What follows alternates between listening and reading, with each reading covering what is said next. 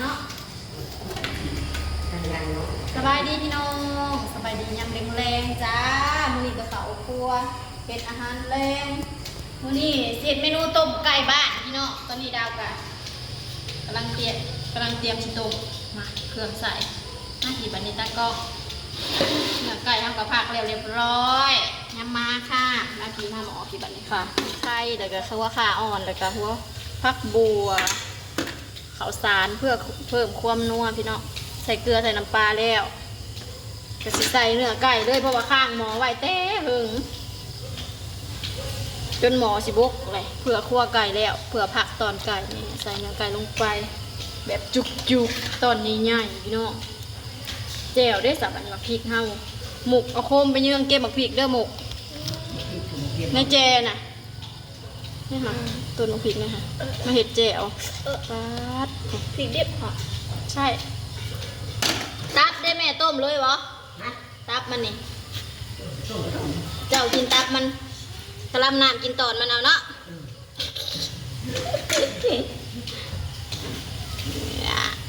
พิเศษตับบัดเมี่ยงเมาที่ลงตรงไก่แล้วตาแมวตาแมวโหดเหลือมตาฉันก็เหลืองคือการผ่าเปิดแปะนะไม่ยังบอกอะไรแม่งยิ่งห้อยแม่งนะบอกมันมีบ้งนะมันเป็นก้นคือแม่งยิ่งหอยนี่ส่วนที่เหลือเราก็ใส่ตู้ไว้เห็ดเมนูต่อไปพี่น้องเป็นเห็ดมือใหม่เด็กเราต้องกินแบบประหยัดนะจ๊ะบ่ได้กินเบิดบาทเดียวเราก็จะแยกไว้แกงหรือว่าไว้ปิ้งส่วนหัวกับอีหยังกับหัวใจบอกอีหยังไตไตถามใครถามตัวเองเห็นน่าจะไว้ปิ้งหายพญายทอนกินกันขาทำไมแมงเม่าก็จะใส่ตู้เย็นไว้น้ำมุกในสองแข็งเอามาเอาผิดสิเดินซอมุกก็เก็บผิดอ่อนกระโทก็ซอมุกเอายังมาเสียบแบบใหม่ก็มี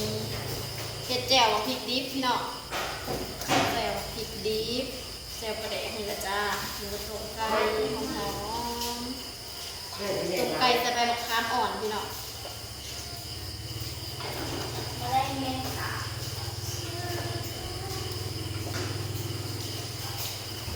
ครัวเฮากับไฟไม่พอมุกอัดประตูมุกแม่งนะเที่ยวเกิดออกแม่งเมาเข่าอัดระบบประตูหนังท่านอัดเข้ามาแซงที่หออัดเขาเกิดมีเทียบไปอัดตัวหนักก่อนประตูนะประตูเลยอัดแม่งเมาเขามาในที่ผ่านพัดปีมันเด้อมันแม่งเมามันมาเลยทีปีไว้มาจักควงครับบินมาบนเมื่อผมบอกปีเมื่อน้ำแมงเมาอัดโอ้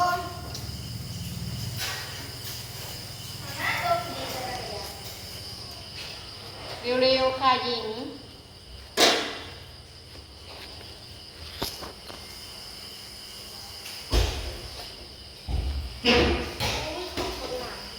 มื้ออื่นเราจะไปดำนาวันแรกของปี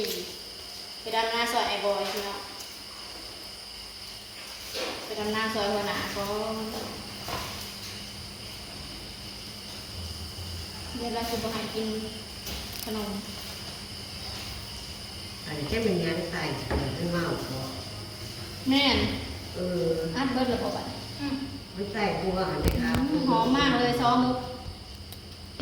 ชอบคำไปขายไปคำอีแม่ยึดแล้วบัวเป็นยังใส่ข้าวเอาข้าวยังเข้ามาซอมุกเป็นมาซอมุกโดนยึดทุกอย่างใส่หัวบางบัวมันหอมตีมันหอมจัดว่าอะไรนั่นน่ะอัดเลยบอกกันนี่แหละค่ะว้าวดูหม้อเดือดเป็นแซ่บแท้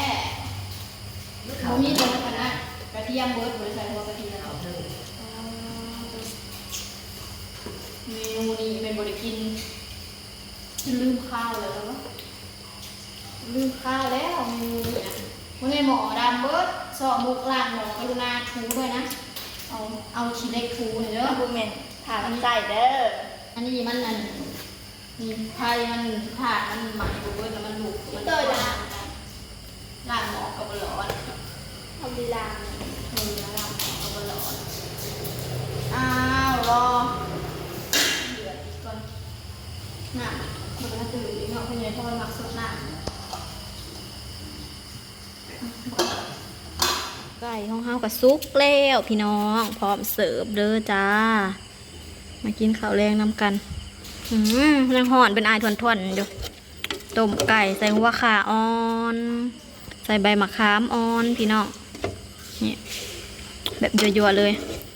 ตากล่องกับแบบกลืนน้ำลายหลัดแล้วตอนนี้เนื้อซ้ำๆเนื้อไก่บ้านพี่น้องสุดแซ่บอยู่นี่ละจ้า แม่ จ้า คือมีเหล็กนะ หึ คือมีเหล็กนะ เด้เละทั้งเทืองอันนี้จะเป็นแจ่วมังพริกดิบ หมา พี่ ย น้อง ถึงเหล็กอันนั้นเขาจำเต็มนะ อ้าวความจำมันบริเต็มเนาะเดี๋ยวเราก็สิมาตักใส่ถั่วแต่งไปกินตัวโน่ไม่เป็นตะ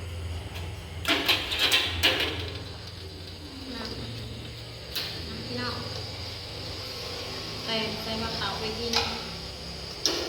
กันเด้อเมนูนี้กินจะโดนแล้วเมนูนี้ซดน้ำมันฮ้อนที่สมๆนัวๆพี่น้องเอ้ยแซ่บหลาย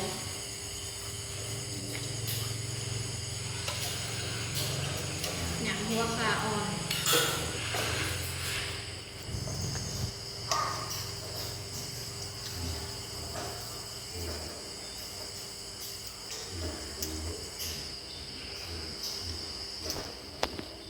ใส่น้ำตักน้ำแบบเต็มถ้วยไปเลยยังงั้นเขาได้ปีจักปีไผ่ลูกขาวบ่ตัดในบ่อหลุดพอดีเลยไว้แกงในปีตอนหนึ่งเนาะแม่แซ่บแกงใส่หัวปีเนาะปีกล้วยแซ่บ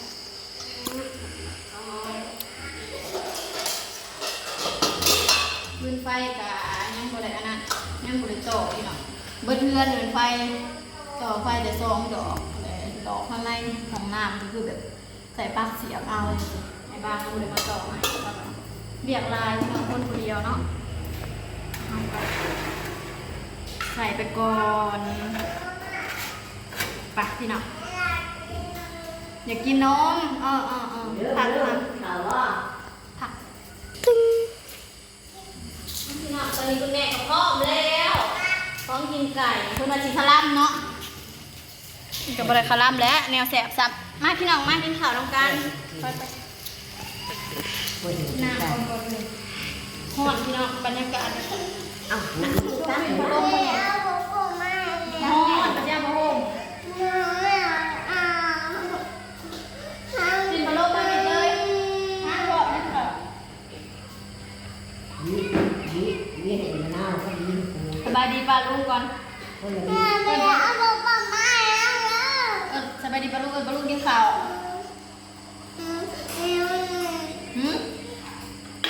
ดีวันนี้บ่เป็นป้าลุงกินข้าวก่อนลูกเร็วเอาป้าลุงบ่แพงได้ ลูก ป้าลุงบ่ให้เงินซื้อนมได้ลูกมันจะเป็นยังเกาหัวยังหยอกอยู่สิกินข้าวสบายดีป้าลุงเร็วกินข้าวเด้อสบายดีป้าลุงบ๊ายบายเอิ้นป้าลุงกินข้าวตุ๊กอายโอ้ยจะเป็นนั่งงานคุณแม่นี่นั่งดีๆคุณนายอยู่กำลังให้โอเคจ้าพี่น้องสำหรับคลิปนี้เราขอจบคลิปไปเพียงเท่านี้กันเด้อ ก็ล้างให้น้องมะนาวก่อน กำลังให้คุณหนูก่อนเจอกันคลิปหน้าพี่น้องฝากกดไลค์กดแชร์หน่อยด้วยจ้าบ๊ายบายบ๊ายบายบ๊ายบายปลาลุง